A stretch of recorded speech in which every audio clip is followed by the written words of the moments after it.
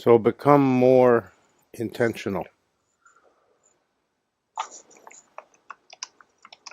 Instead of noticing everything that's happening and all the good things that are happening and how happiness is arriving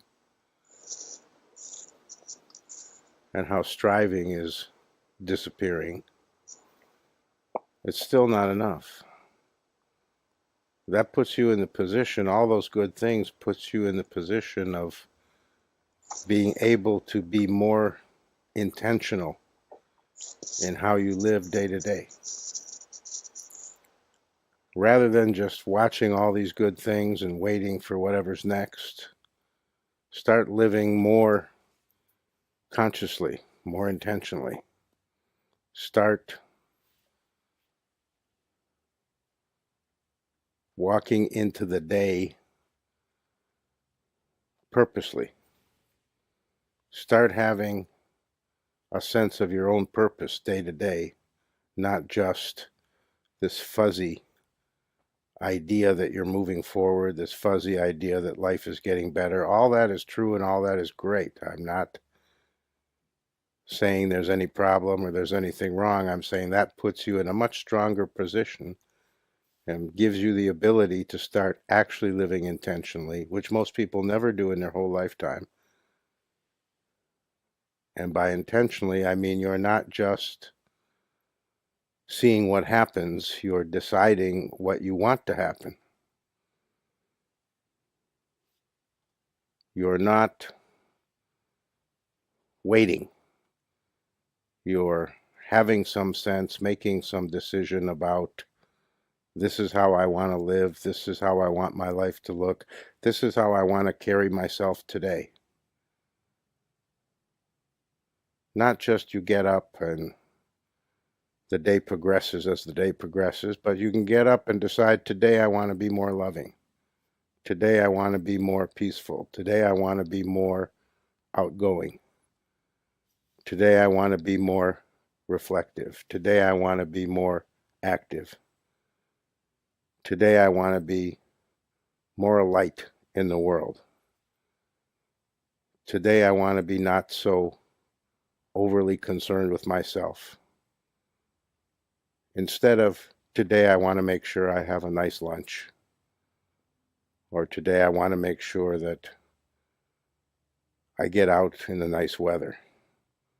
Or today I want to make sure that I go out in the evening and have some fun. Those intentions are fine, but they're trivial. Have higher intentions. Have a real decision for the day. Have a real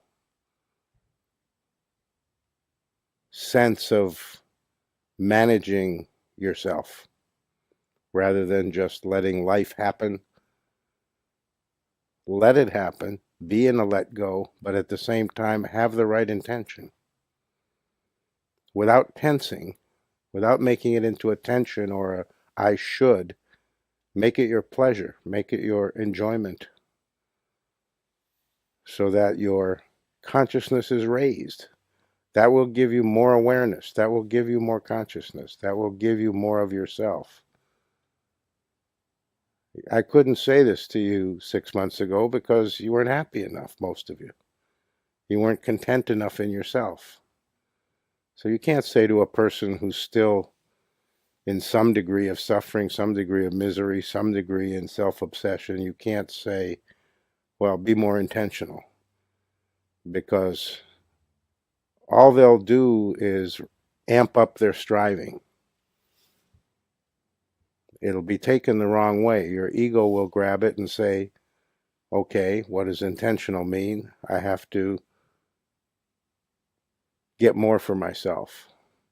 But now you're not going to hear that in that way, in that incorrect way. Now I think you can hear it, that intentional means you run your life doesn't run you.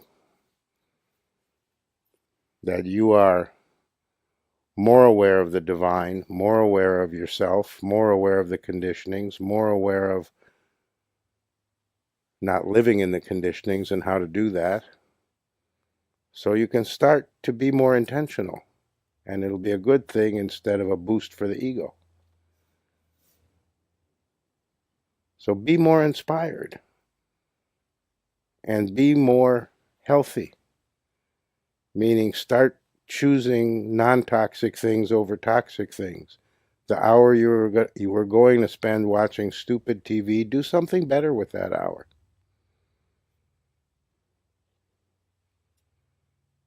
The time you spend with a friend, make it a more meaningful time. Things like that. Start living healthier. I don't mean bodily. I mean, the society is full of distractions that are quite toxic, quite spiritually disadvantageous, quite poison you. So don't cooperate so much with being poisoned. Don't drink the poison so willingly. I am saying screen out more of what's coming at you from the society. It's very, very unhealthy. Now, when you're not happy and you're semi-desperate, living a life of quiet desperation, which most people are, that advice falls on deaf ears. You can't really do it because anything that gives you a little pleasure is going to be very, very welcome and very sought after, even if the pleasures themselves are toxic. But now you have some happiness. Now you have some peace in you. Now you have some sense that things are quite okay and that this universe is spiritually alive. And that puts you in a much better position that you can start managing things so that you're not taking in quite so much poison and you're letting yourself be influenced by better things. You have to expose yourself to better things, not the things the society offers. Because the things the society offers just aren't very good. They're trivial pleasures of the moment, and you're ready for much better pleasures. But to do that, you have to start having a more intentional attitude. You have to start deciding for yourself rather than just going with whatever's in front of you or whatever comes along. A friend calls and says, hey, let's go to this or that. Well, if you know that it's kind of toxic, say no and find something better to do, something more uplifting, something that's more beneficial to all of you, not just the part of you that wants to escape. So start now surrounding yourself with better things, doing better things, because now you have discernment to know what's better.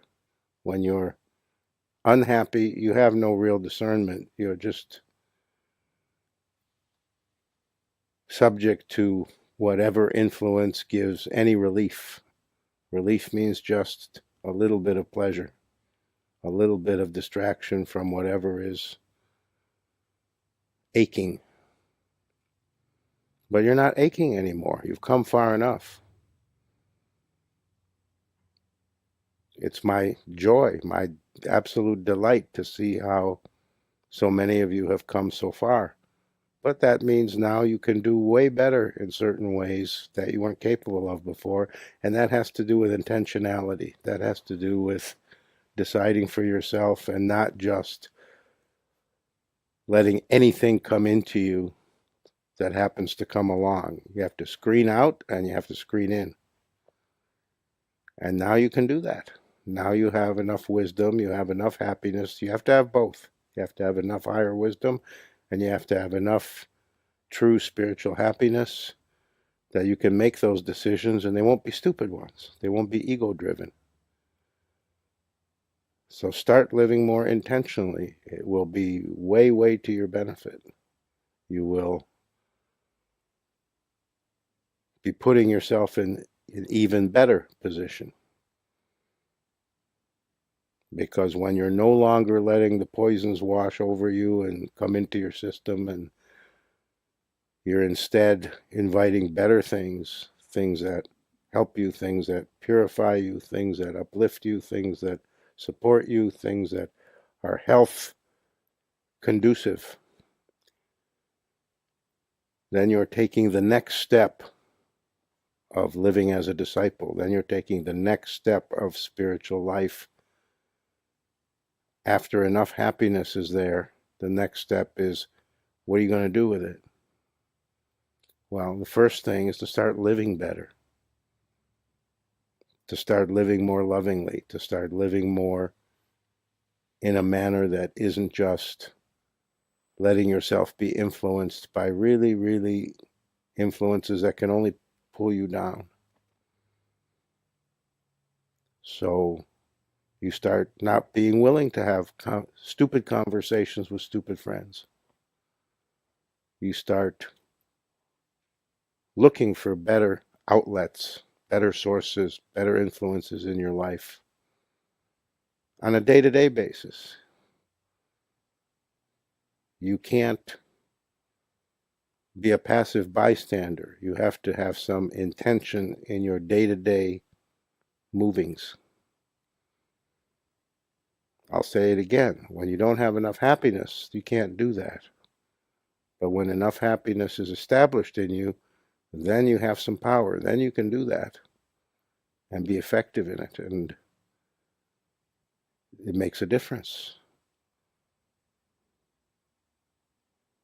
And then slowly, slowly, as you do that more, get better at it, get more willing to not engage in nonsense that doesn't help anybody. It becomes more normal. It becomes more your habit. You become better at it. And when you become better at it, you do it more willingly. In the beginning, you have to kind of force yourself. But when you're doing it more willingly and it becomes easier, then it becomes your joy to do it. And then it becomes a routine. In other words, it's your routine to choose better. It's your routine to not choose those things that are spiritually destructive as part of your everyday life. And when you're choosing things that are not only not spiritually destructive, but are spiritually enhancing, it makes a huge difference. Then you gradually are just rising in a very, very everyday way. And you become much more able to move. You become much more able to have the right intention for yourself. You become much more able to decide. You become not so hesitant, not so fearful, not so worried about things, not so scared to make a mistake. You move with much greater confidence because you're moving in a better environment. You've created a better environment for yourself. A better outer environment, better outer influences, so that there's a better inner environment. So now you can do that. Before, I couldn't even bring up this subject because the striving would have simply increased in your life by giving you this kind of suggestion. You'd have just used it to become a little more desperate. But now you're not desperate. Now you're relaxed. Now enough of you are content with who and what you are and where you've gotten to, so that now you can actually start moving in a much better way.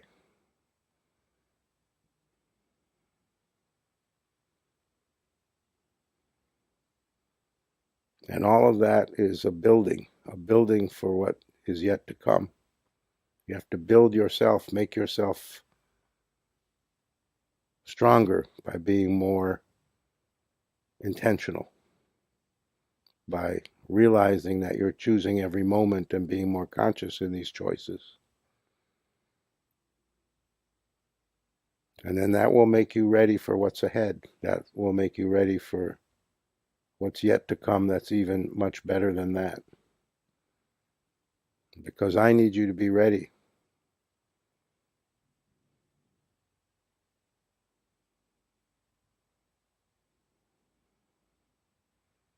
Because at some point I'm going to put out the call. At some point I'm going to say, now we have to do it this way. And at that point, I can't do that until you're ready. At that point, it'll be visible and I can put out the right call, make it better for you, give you the next leg up for the next stage where happiness will seem like, wow, that's the booby prize. But not if you're not ready, not if you haven't started living intentionally, not if you can't engage with the world and come together with each other in a cleaner way, in a way that you're more operating in the right way, so that your real advance in spiritual life has some real meaning. Isn't just everything's better for you, but you have more to bring to the table, more to give, more to share with others, so that your light shines brighter. I'm waiting for you to be ready for me to turn the light up.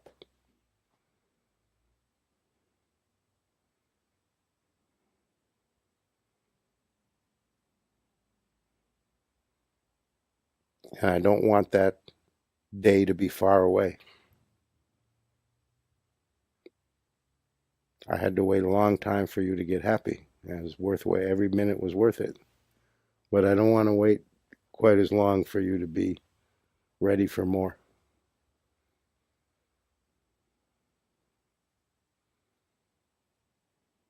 So start having this idea, folding in this new idea, because I've never talked about intention before, about living more intentionally, being more responsible for every moment, what you choose, what you're involved in, and how you conduct yourself, how you respond to things.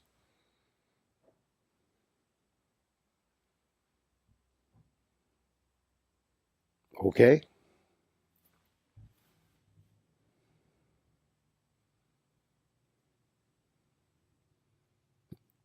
And in the beginning, it'll seem like a chore. If you really implement it, if you really do what I'm suggesting will be good, will help you even more, then in the beginning, it'll seem like a burden. But that's only because it's new. That's only because you haven't really been living with much intentionality. So once you're more used to it, it won't be difficult and it won't seem like this heavy task that, this is where all the shoulds and rules of behavior and dogmas in religion come from. Somewhere along the line of developing whatever the religion developed into, people started understanding this notion of intentionality, but then it always gets turned into a list of do's and don'ts. It always gets turned into a dogma. It always gets turned into eat this but don't eat that, and use these words but don't use those words, and treat people this way but never treat them that way. And it becomes unspontaneous. It becomes not an alive thing where you're deciding. It just becomes a set of rules. So I'm not talking about a set of rules. I'm talking about you living more consciously.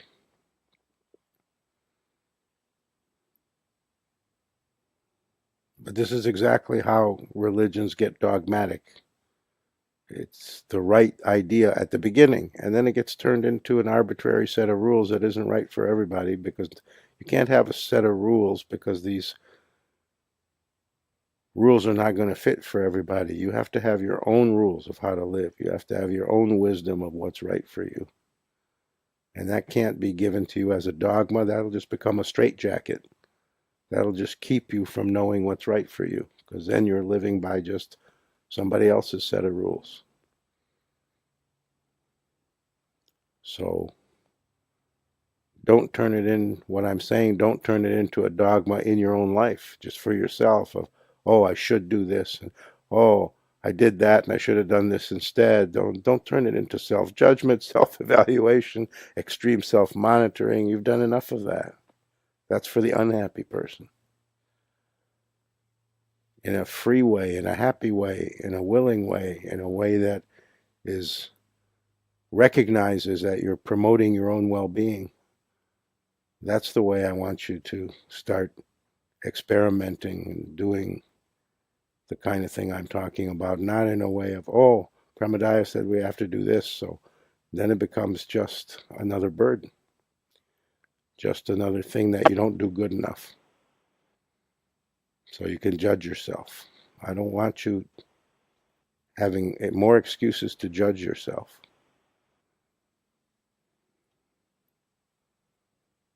That's the danger. When the guru starts talking about do this, do that in a general way, the danger is you take it on and then decide you're not doing it right or not doing it good enough, and you start just being critical of yourself. And I don't want to give you a lot of rope to hang yourself. So understand that this is something you do in a lighthearted way, in a way of, oh, I can actually do better. I can actually live better. I can actually feel better. I can actually decide for myself rather than this is what I should do. Take out any should that your ego, that your mind is adding to what I'm saying. Because I'm not giving you a should. I'm giving you a better way because you're capable of it. That's just a small change. It's a small thing to start having more intentionality, to start deciding more rather than being always in a kind of a low-grade confusion. I don't know, this one, that one, this one, that one. Just decide. Just what feels right. Okay, that's what you go with. And if it was the wrong decision, so what? Intentionality means not being so afraid to make mistakes. It's not a big deal. The sky won't fall if you choose wrong or if you choose poorly.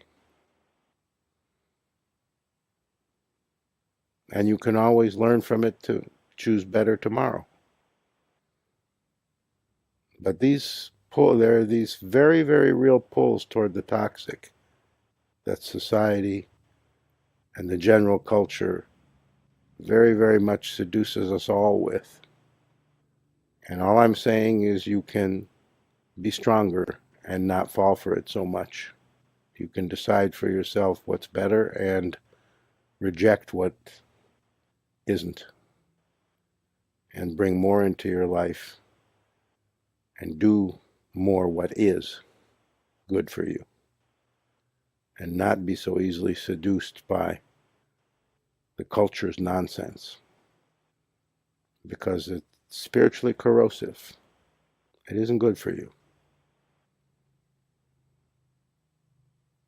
And only a happy person, only a person who's already known how things can transform utterly for the better, how life can become more of a joy.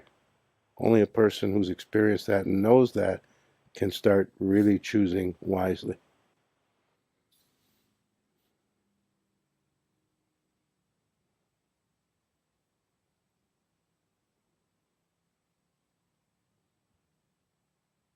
I'm talking to you now like grown-ups.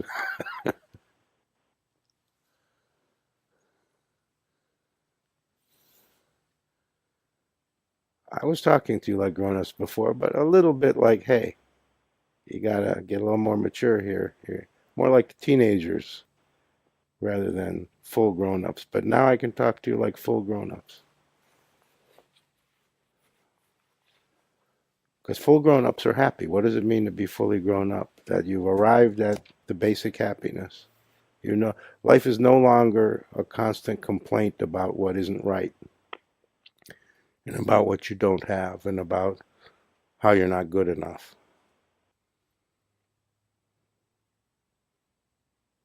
That's the formation stage, the teenager searching for their identity. So now you're grown up enough, you're not simply searching for what's your right identity and can you learn how to do it good enough. Now you're grown up enough that you can relax, you have enough identity.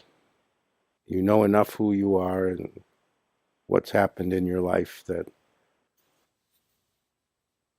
you actually feel more grown up. You definitely feel more grown up than you did a year ago.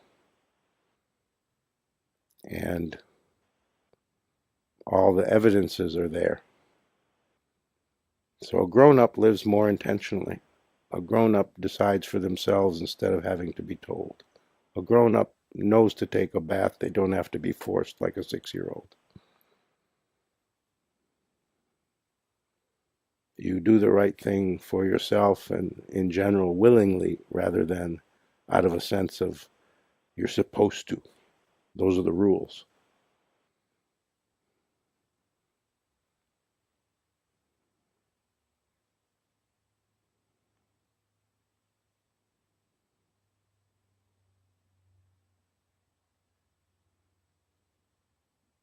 You can wake up every morning and decide what kind of day it's going to be rather than you hope it's a good day.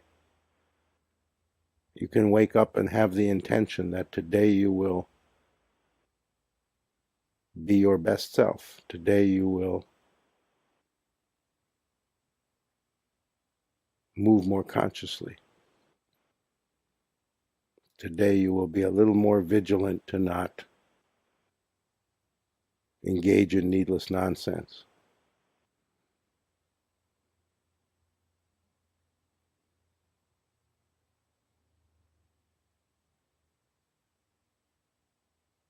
But not in the sense of the behavior police will get you if you don't, in a very, very non-serious way, in a way of just recognizing I can make everything better today. I can make today better by my intention, my effort, my wisdom, my willingness to move more intentionally.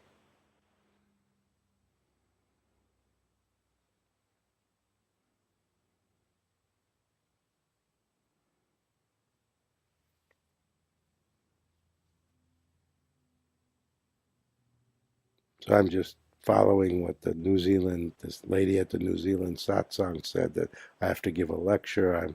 I'm supposed to have all the answers, not ask questions. And you're not supposed to talk. I'm supposed to talk.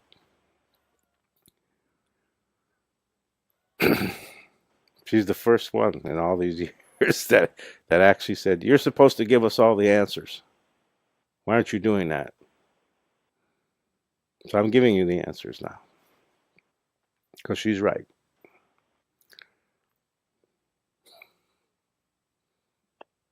That was so funny. She was so funny. I want enlightenment. Tell us how.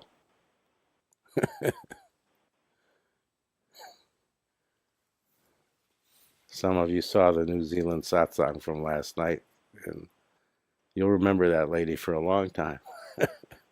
That was hilarious. And then she couldn't wait and left.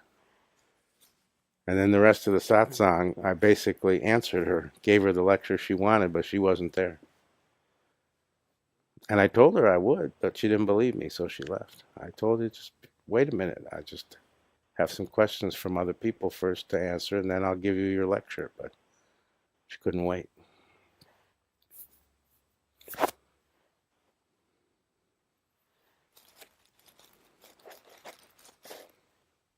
And I don't think she'll be signing on for online satsang.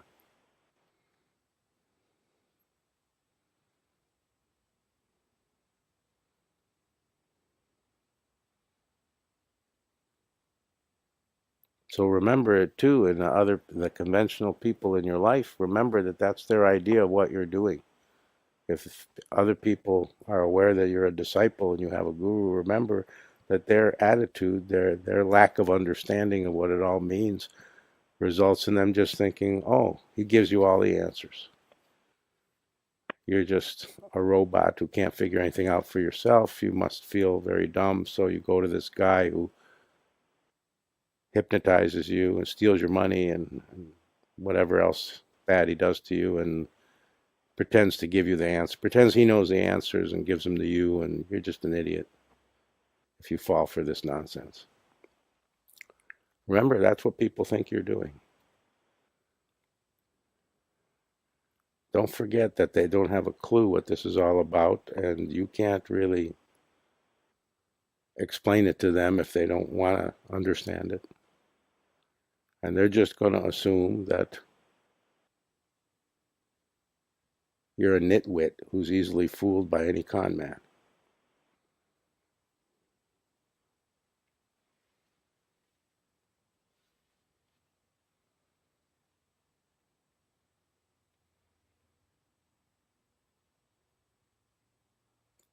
And they will try to influence you to rejoin the culture more fully. Start engaging in the nonsense more readily. Don't be intentional. Don't be more conscious. Come back with the rest of us desperately striving for any little straw we can get. Because if you're not striving, if you seem more happy, if you seem more peaceful, then what does that say about us? We're living in desperation. We're taking in poisons day and night because we don't know any better, and you seem to be not doing that. That becomes a challenge to them. So they have to explain it away. They have to say, oh, well, you must just be a nitwit who's fooling yourself. And you're missing out on all the goodies, you idiot. So come back, be more with us and less in spiritual life, and stop listening to this con man and stop believing in all this spiritual hocus pocus and make more money and buy nicer things so you can have a better life. So when I say these things about remember how the outer culture looks at you, I'm not ragging on the culture, and I'm not saying you have to walk around in judgment from your side of, oh, I'm being unfairly judged. It means be aware that they are trying to influence you. They are trying to bring you back to the herd. That is definitely part of what happens in the life of a disciple is the culture tries to get you back. People don't like that you're living different. And they especially don't like it when they see that you're actually happy. Because they're not. They're truly, no matter how much they insist they're happy and pretend they're happy, you know they're not. You know your parents, your friends, your sisters, your brothers, your coworkers, you know they're not happy. You know it's a fake. And you know it's not a fake in you. You know real happiness is happening. Something substantial, something real, something permanently better is going on, and they will try in subtle ways to destroy it because they can't tolerate that you have it, because they don't have even a vague hope of ever having it. There's kind of a desperation in the way people live when they're culture bound. So they don't want you to have it. If they can't have it, they don't want you to have it. It's a kind of a greed and a kind of a selfishness. Why should you be happy if I can't? They can't share in your happiness. You can share in their happiness. They can't share in yours. So they'll just try to tear you down, and often in very subtle and not conscious ways. They're not against you. They're not trying to make your life worse. It's just how it works, that they try to influence you to be, again, more like them, how you used to be. Yeah, when you were suffering and miserable. So don't fall for it. They have their own motives, and it has to do with their own pain. That old saying, misery loves company. In this, it's true. In the general culture, they want you to be as miserable as they are. But you've moved out of the misery. If you think back, it'll be a little difficult to remember how miserable it felt. But you can remember it. It's good once in a while to look back and remember how life sucked before. And it shows you how much you've moved.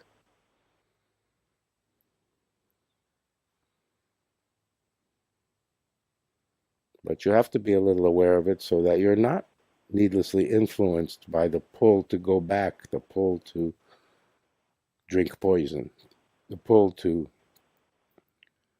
question yourself on things you have no doubt about,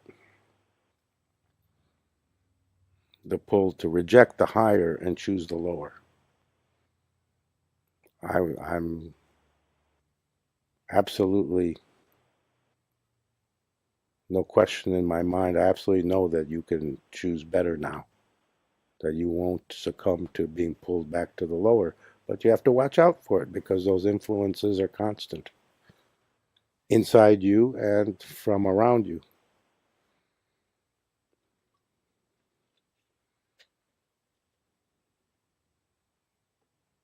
So living intentionally means you're not so easily fooled in those ways. You're not pulled back just because somebody's pulling. You're stronger than that. You're more stable in your happiness than that.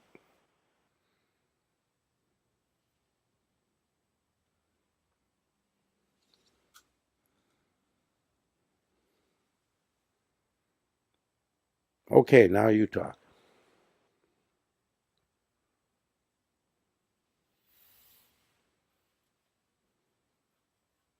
Yes, the young lady in pink. Hold on just a minute.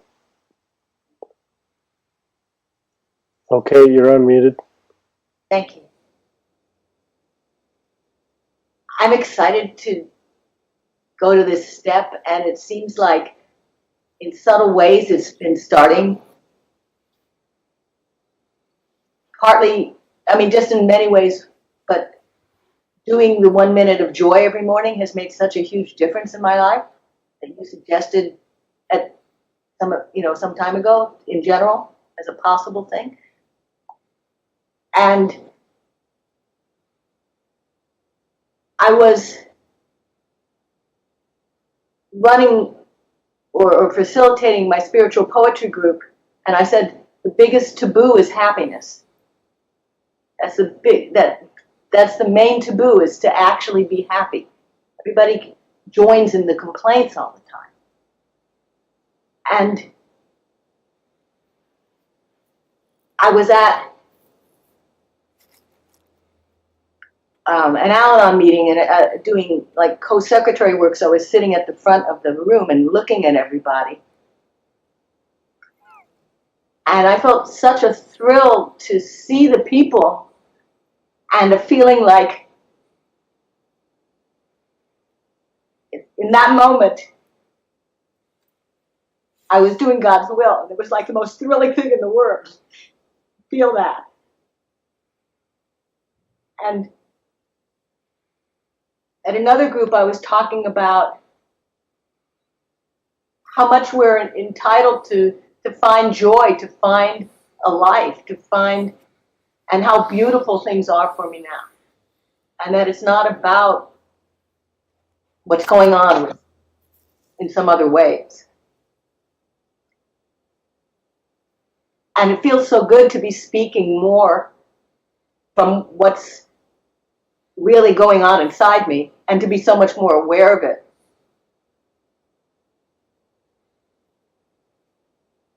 And things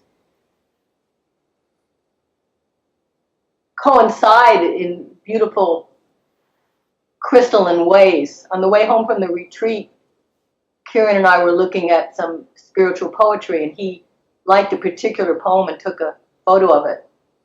And I went to the group and I was going to read it, but somebody else had picked up that book, so I couldn't read it. And they wound up reading that same beautiful poem about divine will in the present moment. And it was all tied in. Everything was all tied in. And in another meeting I went to, the theme was the present moment. That was the theme of a meeting I went to on Thursday. You go to a lot of meetings. I do. I do. This week particularly.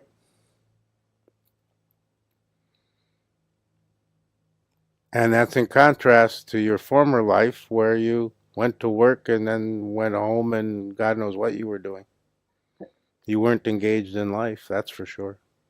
That's true.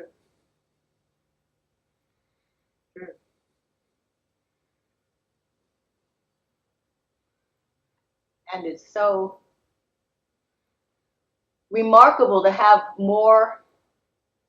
less things interfering with actually being with people, or actually seeing people when I'm talking to them. Just being there. Until you're happy yourself, until you have enough happiness in you for real, you can't hear and see other people. That becomes a smokescreen you walk around in. Your own unhappiness, your own suffering is a smokescreen that clouds your vision. Because when you're happy, then you're relaxed and you can actually hear and see a little bit what you couldn't before. It's not complicated. When you're happy, you're actually willing to listen to someone else. You actually aren't obsessed with yourself as they're speaking, as they're interacting, as you're interacting with them and they're interacting with you. You're not preoccupied with yourself in the same way as you are when you're not happy. Before you were happy. Then your self-obsession, your striving is in the way and really puts up a screen where you can't see clearly. So happiness is necessary partly for that reason. Well, happiness is a spiritual requirement. You have to reach the stage where happiness is normal for you. Not fake happiness, real happiness, spiritual happiness. Because only until then, it's only at that point that you can actually start to see and hear a little bit around you. It's only at that point that when someone is interacting with you and you're interacting with someone, then you can actually be there. Instead of off in some movie in your head.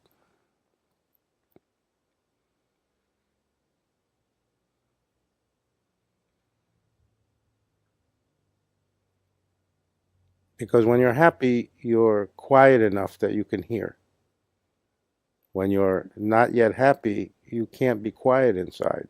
You're really in a complaining mode and in a fear mode, and that's an inner talk. That's an inner noise. And that noise means you can't hear anything else. It's drowning out the rest. It's drowning out everything else. It's white noise, so you can't hear what's being said and you can't hear the birds in the trees. But when that white noise is gone, because now you're happy, now happiness is your position, so you're more relaxed, you're more available, you're more open, you're not so self-preoccupied, then your ears open up a little more, your eyes clear up a little more.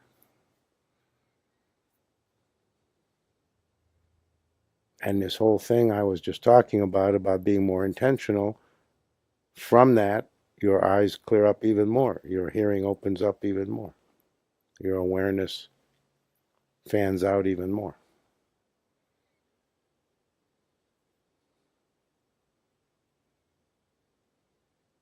Go ahead.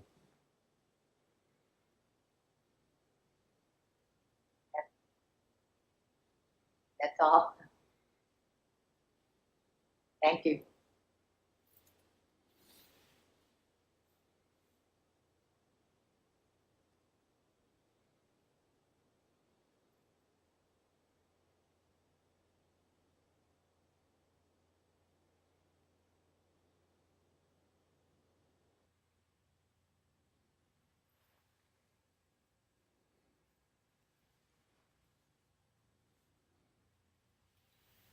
A disciple lives an intentional life, not a life full of hope. Desperate hope that things will get better, that I'll find some happiness, that things will work out for me.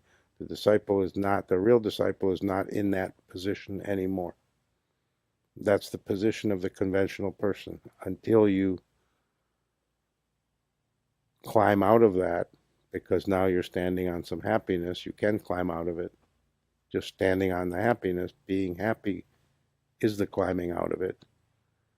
Until then, the disciple isn't living much differently than the non-disciple.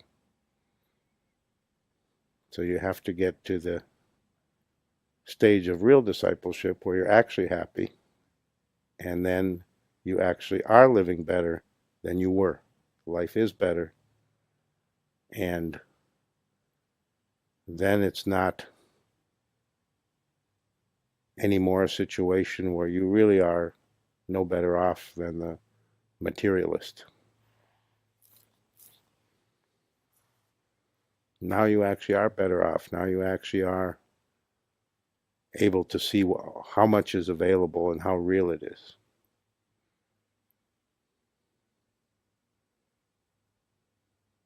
So most of you in this transition, in this rounding the corner into a better way, into happiness, into more awareness, a less conditioned approach. Now you've more entered the real stage of discipleship, where you are not so confused. The beginning stage is confusion. Now, many people skip that stage, but some of the later arrivals have skipped that stage because they were ready to not have to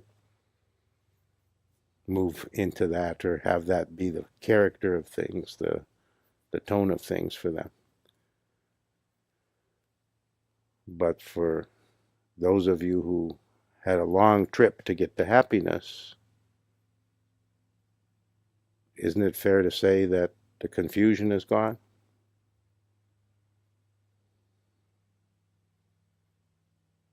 So you don't notice it when you're unhappy, when you're not yet established in any kind of real happiness, any kind of real spiritual awareness, any kind of real recognition that the higher is real. The spiritual dimension is very, very real. Until you're more clear in that, there's a kind of a low-grade confusion that you don't even notice. But you move in, this is why I'm saying all this about move intentionally, because that's the antidote to moving in confusion. You're not confused anymore, so you can be more intentional. But you really weren't aware that you were all that confused, because when you're in the middle of it, you don't recognize it as confusion so much. In certain moments you say, oh, I'm confused, but in general, you're not realizing that you're moving in confusion. But now you're not moving in confusion. So you can live much more intentionally. When you're in any degree, any significant degree of confusion, then to talk to you about intentionality is just unfair, just wouldn't be right, wouldn't do anything except make you more confused. And I have to make sure I'm not making you more confused. But your confusion days are over.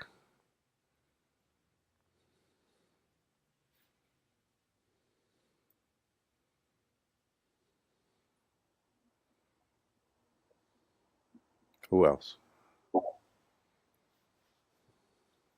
Dabina.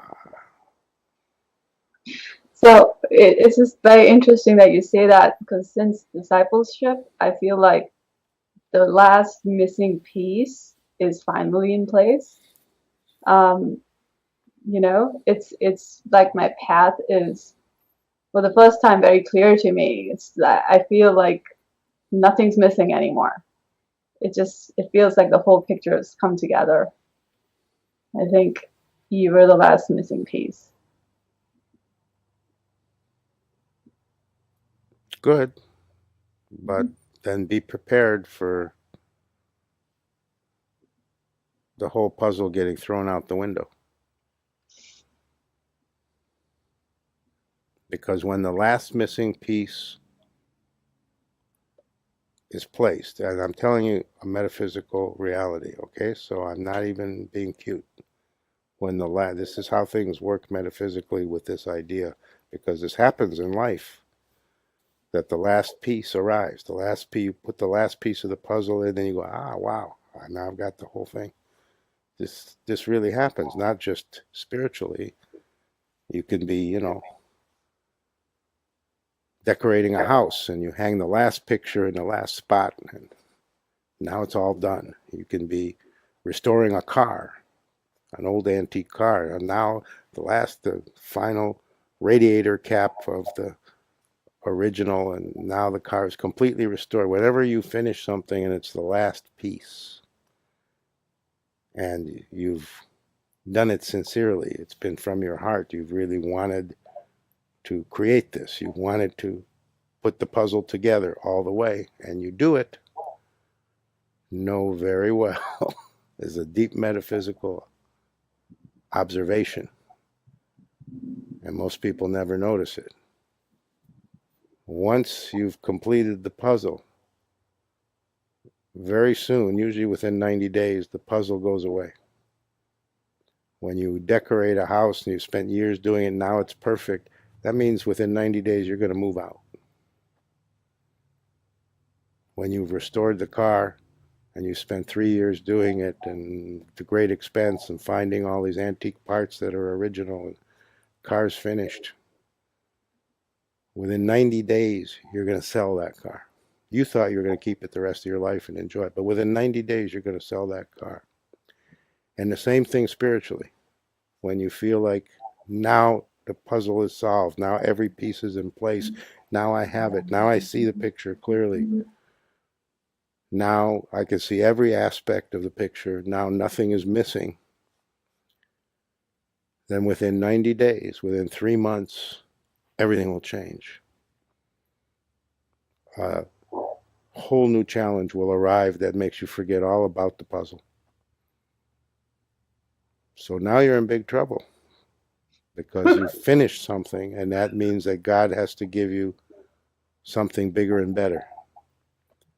And for that to happen, for a bigger, better door to open, the smaller, older door has to close.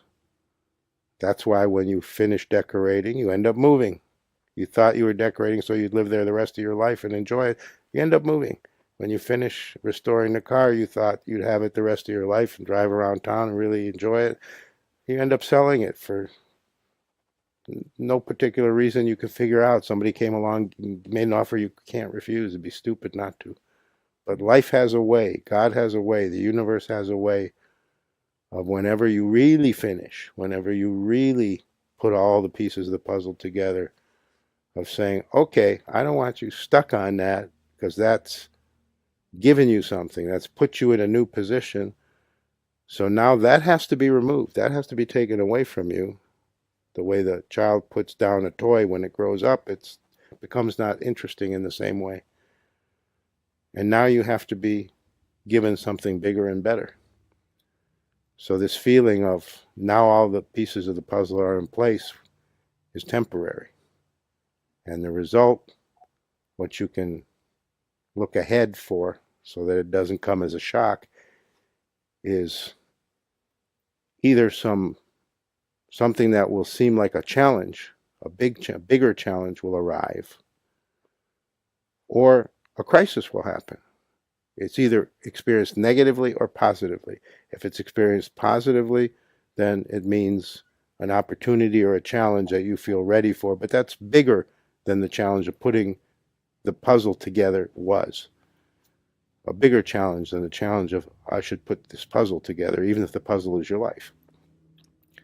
And if it's experienced negatively, then it feels like a crisis, like something becomes urgent and I have to decide something, or I have to deal with something comes along in life that's hard to deal with. So I'm not saying be afraid and anticipate, oh my God, what's coming. I'm saying it's a move to the next level, and that's always out of the blue, it seems, but it's not out of the blue at all, because you've completed something. So something new has to arrive, because a real completion always elicits something new, better, higher, bigger as the result. And people don't realize this. They don't realize that completions are important. You have to finish. You've heard me say this to people many times, as you have to finish. Well, why? Because life does move in stages, and people move in stages, and consciousness moves in stages, and spiritual life moves in stages. So you have to finish so that you can get to the next stage. And what you're describing is a major finishing. Well, when a major finishing occurs, you can look forward to what's the next stage. But when it arrives, it kind of often people experience it as a shock because it's unexpected. It's something that feels brand new, like out of nowhere. But it's not out of nowhere. It's because you actually finished. So you can expect it. You can start the clock 90 days. Yeah, it's interesting. Like last year in May, I kind of hit the same point where it was like I felt like the old life was ending and a new life was beginning. And I made choices that led to that new life, you know, like specific challenge choices.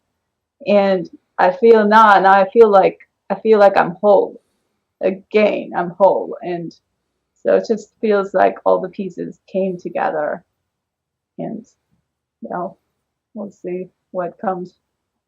Well, what I'm saying is be open to what comes. What I'm saying is don't hold on to that. Once you're finished, don't hold on to anything. Okay. And be willing to be surprised and be willing for something bigger and better. Right. And then it's unlikely to feel like a crisis. It feels like a crisis to people, or actually comes as a crisis because people sometimes are not willing to let go of what's finished and don't understand that that's the natural movement, the natural process of how life works. So you can anticipate it. You know, Val and I had a friend who was a roommate for a while. Before that, he was a friend and still is a friend. And he had a house where one time we went over, and he's very proud of himself because he had cleaned the house. He'd lived in that house for seven. It was just a little cottage. He had lived in it for 6 or 7 years, and he was telling Val, I never have cleaned it top to bottom, every nook, every cranny like I did this weekend. I spent the whole weekend on my hands and knees just scrubbing every inch. I even, mopped the ceiling. I went with a thing and cleaned the ceiling, and every inch is sparkling. I've cleaned it like never before, and now it's going to be so nice. In 6, 7 years, I've kept it. He's a clean guy. I've kept it clean, but not like this. I haven't done a thorough, complete super cleaning. I feel so good. It took the whole weekend and I'm exhausted, but I feel really good having done it. And I just looked at him and I said, well, that means you're going to move within the next 3 months. And he said, you're crazy. I love this place. The whole reason I cleaned it is because I know I'm going to stay here many years more. 2 months later, he moved.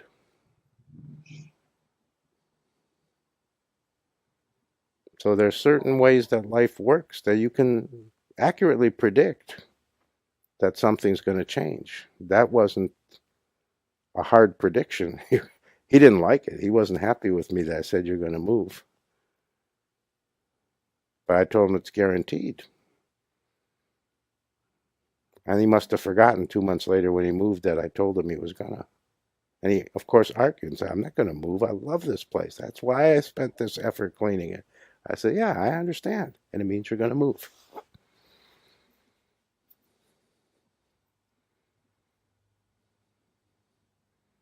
So if you can see how life works, then you can know a little bit the future. You can know what's likely. You can know how the pattern works, and you can actually be ready, be more willing for what is inevitable. Because when you finish, it creates certain inevitabilities. And people generally don't recognize this. They think being finished means you're finished. You get to have it forever. No, it means the exact opposite. It means now you have to move to the stage where it starts all over again at a better level with a better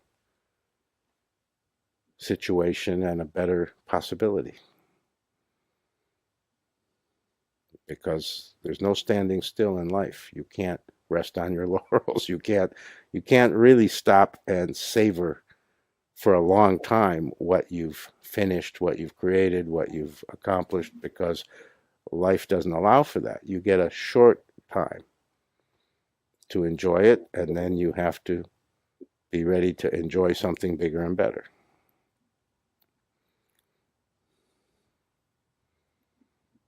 And that's why all the talk in spiritual traditions and wisdom traditions about non-clinging, non-attachment, because life doesn't really allow true attachment. Everything gets taken away soon enough and quick enough that it's foolish to be attached. It's foolish to cling. It's foolish to try to hold on to it and say, well, I spent all this time, I spent all this effort, I want to keep it. All that time and all that effort paid off because now you get to move to something bigger and better. It's actually a good thing. It's actually quite wonderful. It's actually fantastic.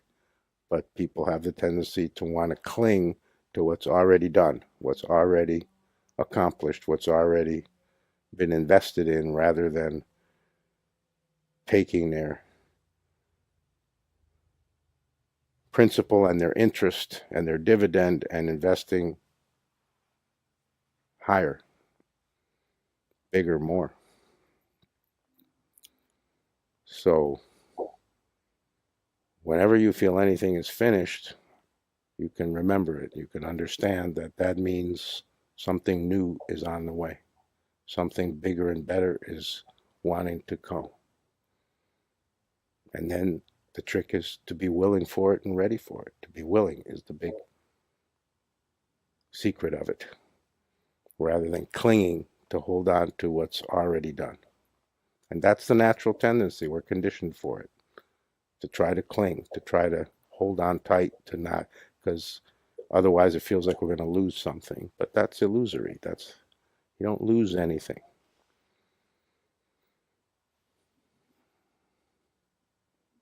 This is also the problem with what's happened for the majority of you. Now that you're at true happiness, there'll be a tendency, a mind tendency, to a little bit try to cling to it, a little bit try to make sure it doesn't go away.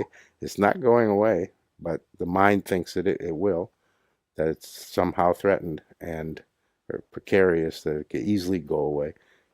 It's crazy stuff, but every mind thinks this. And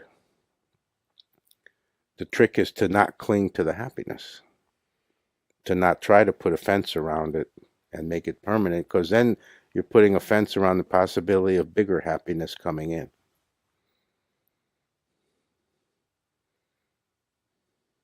So to enjoy the happiness without clinging to it, but to enjoy the relaxation and the better feeling and the higher awareness without trying to hold on to it somehow so that there's no chance of losing it. You can't lose it. Once you have it, you can't lose it, because it isn't a having. It isn't a thing. It's part of you. It's in you. It isn't a separate thing from you. So you're not going to lose yourself. So the feeling to cling is a conditioned feeling that you have to not give into, because what it actually amounts to is a screening out, a pushing away of what wants to come that's even better.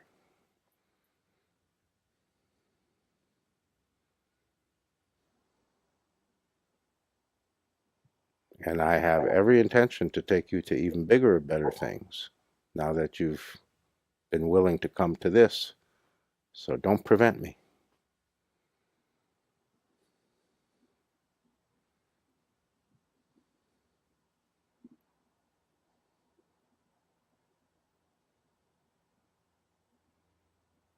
Who else?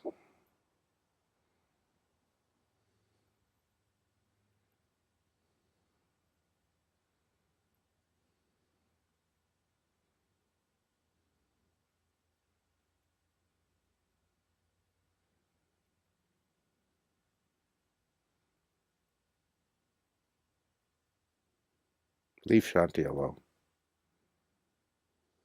Stop harassing her. When we got back from Israel after some time had gone by. There was a day or a moment where I felt like, what happened to me in Bethlehem? Where is that? I was occupied with this and that or whatever. I don't remember anymore. And I started to remember the event of being at the manger in Bethlehem. And then it occurred to me that was something that happened. That's not now. What's now is what's inside you. Something is inside you that happened then, but it's inside you now. It's not like a recurring event. And go inside and feel what's there. And it was correct. That's what it was clear by just kind of letting go and looking and feeling. But my mind was telling me, what happened? It's not really there, but it was part of me. And now you're saying about the happiness, and it hasn't had too much sway, but I've definitely had thoughts about that, or thoughts about maybe I better make sure, I'm not in such a good mood today, or something along those lines, and then have to kind of like, that like the river of life is going, and you're not going to be able to grab a hold of it and pull it around, but nonetheless, that doesn't mean you can't try. Yeah. Yeah. So it's very helpful to hear this. And also, I wanted to tell you about that understanding that came later, after some weeks passed after coming back from Israel.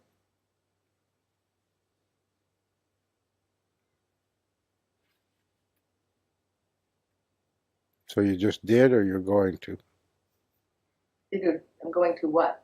You said that I want to tell you about that understanding that happened. Is Oh, that what I you just told us? Yeah. Okay. Yeah. When I was saying what happened in Bethlehem and where is that now, and understanding that it's not. And then Chogyam Trungpa was talking about that kind of thing also in cutting through spiritual materialism, that you tend to want to grab something, put it on the shelf. And you've talked to me and also many others about, I've spoken about it many, many, many, many, many times. like, don't make this just an experience. What are Mm-hmm. you living? If something informs you, not, or it's an understanding, or different ways of putting it.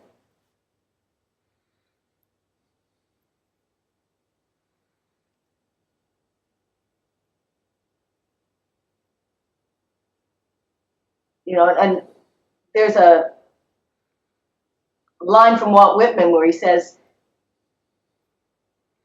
I find messages from God dropped in the street every day, but I leave them there.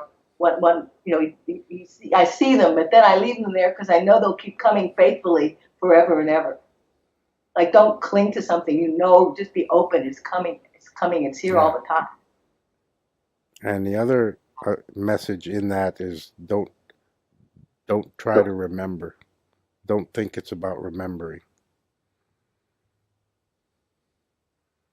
Don't think spiritual life is about remembering certain things, because memory is not the method.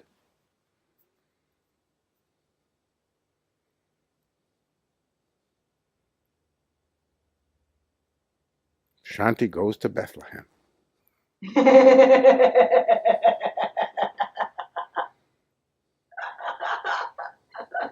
Bethlehem was unbelievable.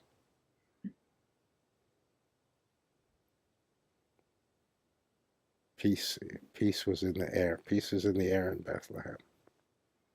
It's a very special spot on the earth.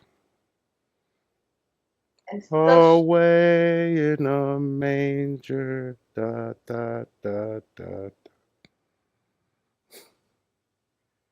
And a kind of silence that's beyond anything I ever Yeah, Bethlehem blew me away. I couldn't believe it. It was just wonderful to be in Bethlehem. It feels fantastic. Open. There's an openness and there's an atmosphere there that's unique. So I absolutely have no difficulty believing that an avatar was born there, and that's why 2,000 years later there's still that atmosphere. I mean, that's all I need is to go to Bethlehem and smell the air, feel the atmosphere, and that's proof. I don't need more proof. That's the most powerful proof there is that, yeah, there was a guy named Jesus, and he was an avatar. He was a great master, world master, and they must be historically correct that he was born in Bethlehem. Otherwise, you don't have an energy like that. That doesn't happen because a lot of nice people live there. That's the strength of an avatar.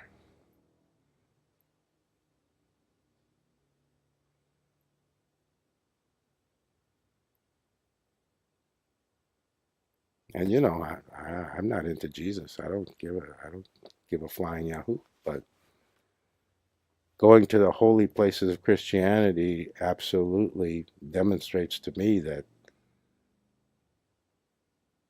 Jesus was real. Jesus walked this earth. You know, they have all the information recorded about Buddha. There's no question about the historical Buddha. Every moment is well documented. But Jesus, there's a lot of debate. Did he exist? Didn't he exist? But go to those holy places, and if you have any question, then you're a fool, because the energy is so powerful that it's confirmatory. Of course, he had to have not only existed, but been and done what they said where he went and did, because the energy proves it, because it's still powerfully palpable.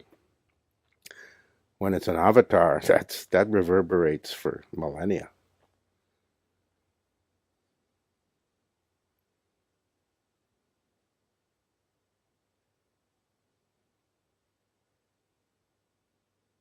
Who knew? Who knew that? Who knew that they call it the Holy Land legitimately?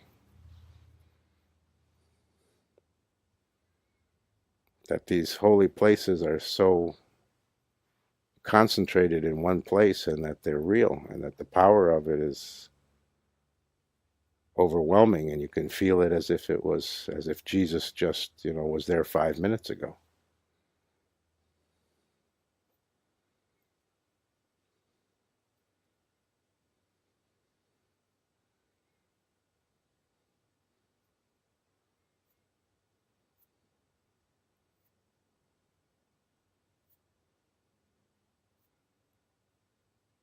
I mean, how amazing that we can go to a place and turns out it actually is the holiest place in the world.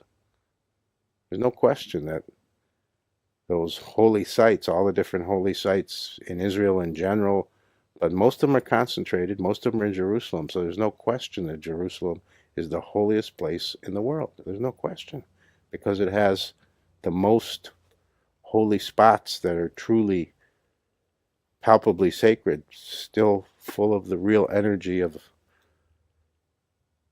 the sacred itself. So many, all close together, because the city isn't that big. It really makes it the holiest place in the world. Hands down. Nothing else can even compete, because it's place after place after place, 5 minutes away, 5 minutes away, another place, 5 minutes away, another. It's unbelievable. I had no idea. I had no idea. The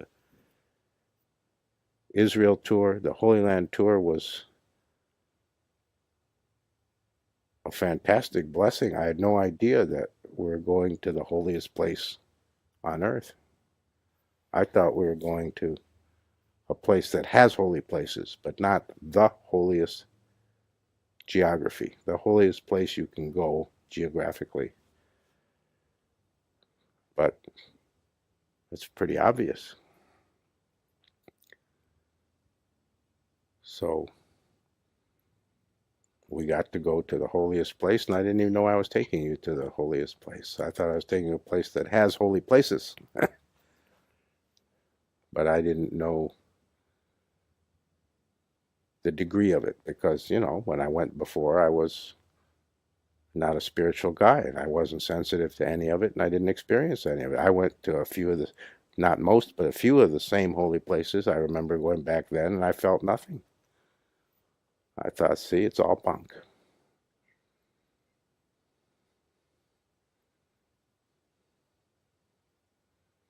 But I know better now.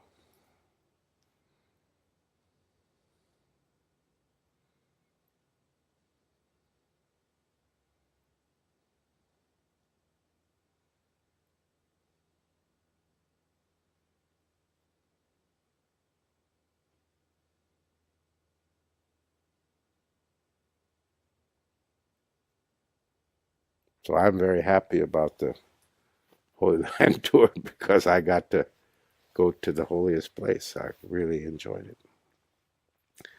I didn't know it was going to be so wonderful for me. Praise the Lord.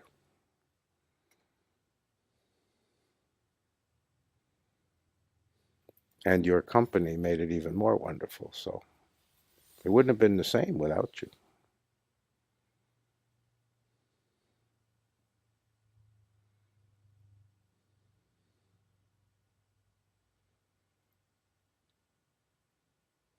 And we didn't like it much after you left, so it wasn't anywhere near as much fun or as enjoyable.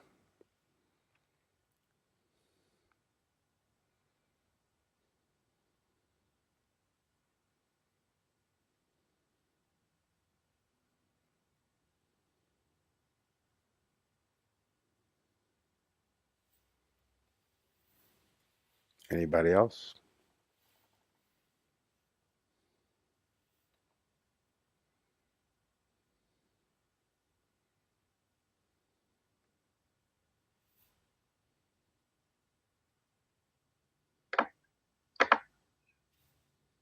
I want to share a brief story of just something really fun that happened. Um, I was at a frame store, and the Osho picture, the big one, is cracking, and so I wanted to get it restored or framed so that it wouldn't fall apart over time. Let it So, fall apart. No, let it fall apart. Get a new one. Don't try to restore that picture. That picture's so old.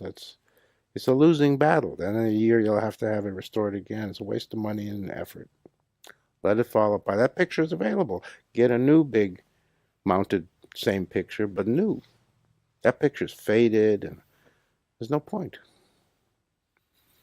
I know it's okay, too late. You were already at the store, but but I took the picture. So I took the picture of the frame store, and I have it up there on a. She puts it on an easel so I can look at it.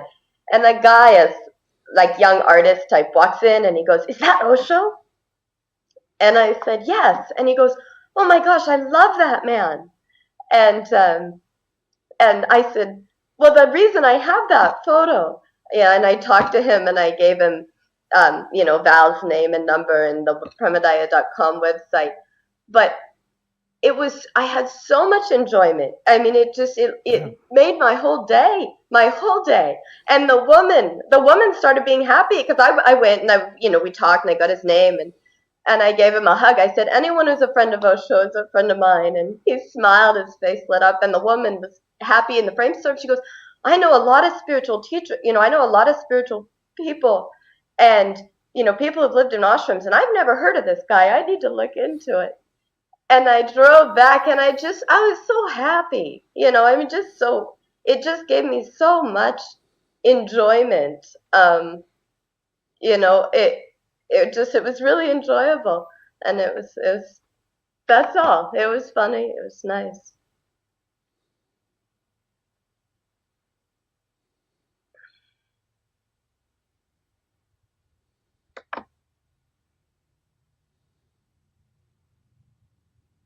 That's the first time that even for a moment I've heard you be truly happy.